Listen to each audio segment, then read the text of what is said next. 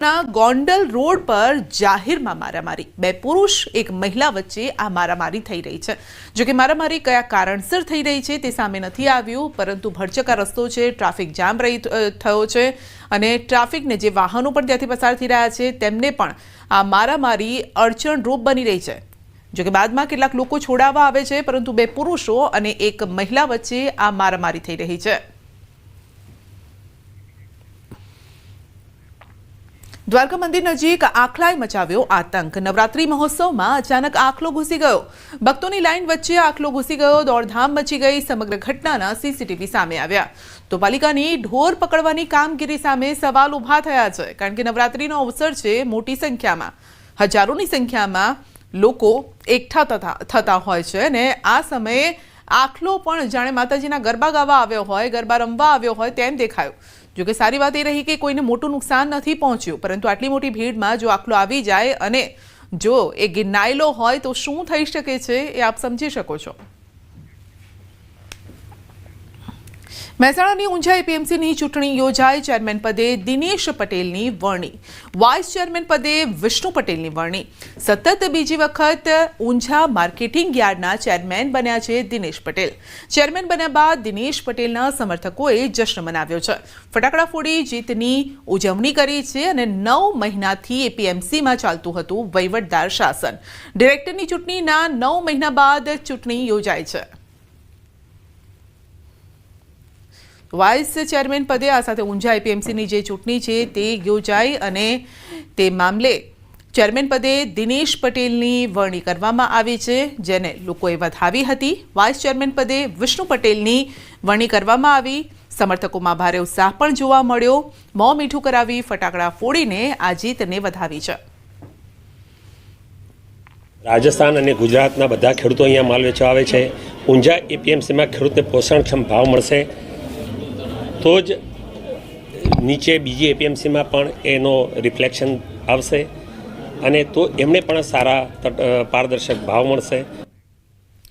રાજકોટમાં ટેકાના ભાવે મગફળીની ખરીદીના નિયમો સામે કોંગ્રેસે વિરોધ કર્યો છે। કોંગ્રેસના હોદ્દેદારો અને આગેવાનોએ કલેક્ટર કચેરીએ ઉગ્ર રજૂઆત કરી ટેકાના ભાવ 70ના બદલે 200 મણની ખરીદી કરવાની માંગ કરી છે।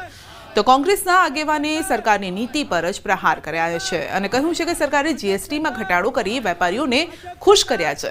તો શું ખેડૂત નાગરિક નથી? ખેડૂતો માટે પણ 200 મણ મગફળી ખરીદવાની જાહેરાત કરી દિવાળી સ્વરૂપે ભેટ આપવાની માંગ કરી છે। સરકાર દ્વારા 200 મણથી ઓછી ખરીદી કરવામાં આવશે તો તેઓ ગામડે ગામડે જઈને ખેડૂતોને જાગૃત કરશે, સરકાર વિરુદ્ધ આંદોલન કરશે। થોડા દિવસ પહેલા જીએસટીમાં ઘટાડી અને વેપારીઓને ખુશ કર્યા, તો મારી સરકારને આ વિનંતી છે કે આપ દિવાળી પહેલા જાહેરાત કરો કે ખેડૂત પાસેથી 200 મણ મગફળી લેવામાં આવશે અને ખેડૂતોને દિવાળી સ્વરૂપે ભેટ આપો। કેન્દ્રીય કેબિનેટ મંત્રી CR પાટીલનું ભવ્ય સ્વાગત। બિહારની ચૂંટણી સહપ્રભારી તરીકે તેમની નિમણૂક કરાઈ છે। તો CR પાટીલની આ નિમણૂકથી સમર્થકોમાં ઉત્સાહ છે। ભાજપના નેતાઓ કાર્યકર્તાઓમાં ખુશીનો માહોલ છે અને તેઓ એરપોર્ટ પહોંચ્યા હતા। સહપ્રભારીની જવાબદારી આપ્યા બાદ CR પાટીલ પ્રથમ વખત સુરત આવ્યા અને ત્યારે તેમનું સ્વાગત કરવામાં આવ્યું હતું। તો એરપોર્ટ પર ભવ્ય સ્વાગત કરવામાં આવ્યું હતું। કાર્યકરોમાં પણ ખાસો ઉત્સાહ જોવા મળ્યો। गुजरात के डेवलपमेंट वो मॉडल लेके देश का जो विकास का मॉडल है वो लेकर हम बिहार में भी जाएंगे और जो लास्ट टाइम जीते थे उससे भी और ज़्यादा सीटों के साथ इस बार भी भारतीय जनता पार्टी की एनडीए की सरकार बिहार में बनाने की पूरी कोशिश करेंगे। मुझे विश्वास है कि सबका सहयोग मिलेगा। बिहार के लोग वो भी माननीय प्रधानमंत्री मोदी जी के विकास मॉडल के ऊपर उनको बहुत विश्वास है और बहुत बड़ा काम विकास का बिहार में भी हो रहा है। सर, बिहार इलेक्शन में मुख्य मुद्दा क्या रहेगा? मुख्य मुद्दा बिहार का विकास की बात है। इतने सालों तक बिहार में विकास नहीं हुआ। जो माननीय प्रधानमंत्री मोदी साहब ने करोड़ों रुपए, हजारों करोड़ रुपए वहाँ पर अलग अलग डेवलपमेंट के दिए हैं, उसका काम भी चल रहा है। इससे के कारण बिहार के लोग भी अपना डेवलपमेंट, अपने आने वाली पीढ़ी के लिए बिहार का विकास चाहते हैं और उससे वही मुद्दा रहेगा। પ્રદેશ ભાજપ દ્વારા આત્મનિર્ભર ભારત અભિયાન તેજ કરાયું છે. ભાજપ દ્વારા ઘર ઘર સ્વદેશી અભિયાન શરૂ કરાયું છે. 25 સપ્ટેમ્બરથી 25 ડિસેમ્બર એટલે કે 90 દિવસ સુધી આત્મનિર્ભર ભારત અભિયાન ચાલશે. આ અભિયાનને લઈને મુખ્યમંત્રી ભૂપેન્દ્ર પટેલ, પ્રદેશ પ્રમુખ CR પાટીલે પત્રકાર પરિષદ સંબોધી હતી. CR પાટીલે સ્વદેશી વસ્તુઓ ખરીદી કરવા આગ્રહ કર્યો અને કહ્યું છે કે દરેક દુકાનદારે દુકાન બહાર સ્વદેશી બોર્ડ લગાવવું જોઈએ. 25મી સપ્ટેમ્બર અને દીનદયાળજીના જન્મજયંતિ 25મી ડિસેમ્બર આપણા અટલ બિહારી વાજપેયીજીના જન્મજયંતિ સુધી 90 દિવસ સુધી આ કાર્યક્રમ ચલાવવાનું નક્કી કર્યું છે.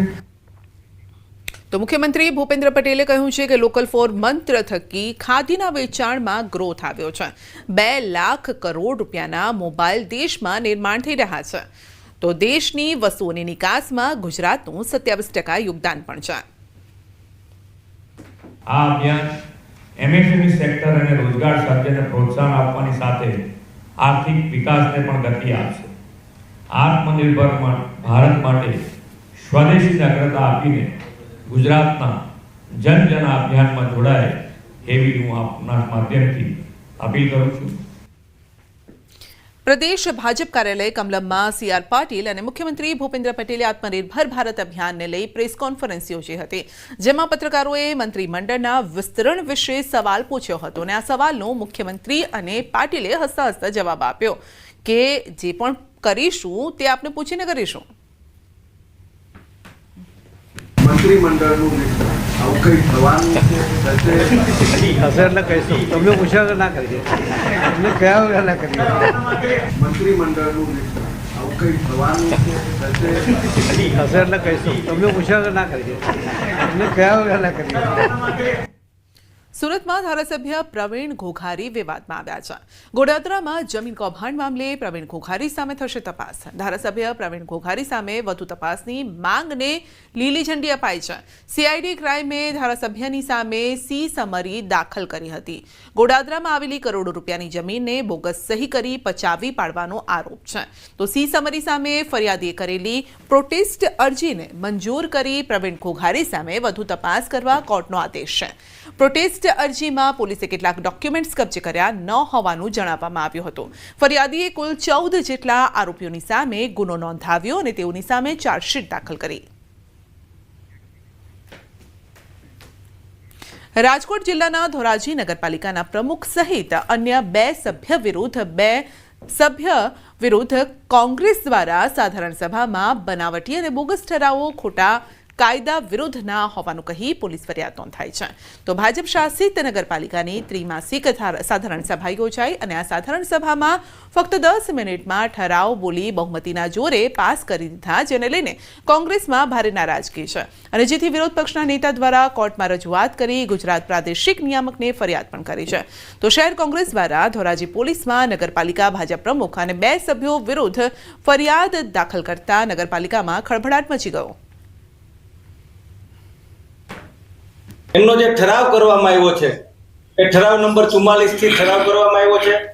આ ઠરાવ ગેરકાયદેસર કાયદા વિરુદ્ધનો ખોટો ઠરાવ ઊભો કરી અને નગરપાલિકાના જે લોકોના નાણાં છે હડપ કરી જવા માટેના પ્રયત્નો થઈ રહ્યા હોય એવું અમને લાગ્યું છે. કોંગ્રેસ આજે વિરોધ પક્ષમાં છે અને પાયાવિહોણા આક્ષેપો કરે છે.